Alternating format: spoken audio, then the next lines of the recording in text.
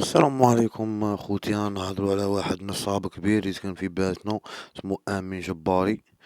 امين جباري دي ولد عمه دايره 200 مليون، ودي يطرطق الناس ويخدم مع طرطق الناس، يخدم مع الحرقه مع كابلو، يخدم الحرقه مع عبد الحق، مع عبد الحق وعبد الحق وقوشي ومانينو.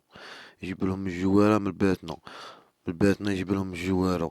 وراه يهضر عليه واحد سموه بدر الدين ماشينيزي. بدر الدين ماشينيزي انا راه ما عندي لي براف على هذا السيد. وكاع بدي داير 25 مليون ودير ولد عمه لي فوكال لي كابتير. وماذا بيا يوصلك هذا الميساج، باش يوصلك هذا الميساج صاحبي، وبعث لي في الكونت تاعي ونزيفطهم لك كاع حبيبي. نبرأكم في زوج بلي راه دايركم مصالحكم وراه شاكي بينيكم. ونيشان يخدم الحرقة ويطرطق الناس مع واحد مقابلو، مع مانينا وعبد الحق. عندهم بولو يضلوا يدوروا في دائرة بوتليليس، راك فاهم. وهذا امين جباري راه يقول لي راه يهدد فيا وكاع منه. راه يقول لي واه انا ما دايرهمش وعندي كاع لي بريف، عندي كاع لي بريف عليك.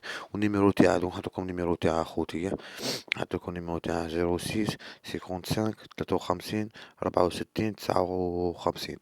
امين جباري قال لي راه يشيل رساله يعيط له، تكون نحط فوتو تاعه. هذا اكبر نصاب كبير، اكبر نصاب كبير.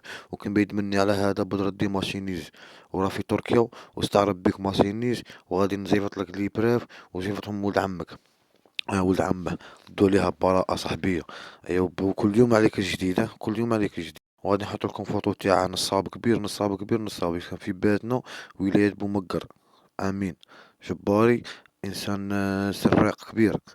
دير لواحد 25 مليون ديال هذا ماشينيز هذا.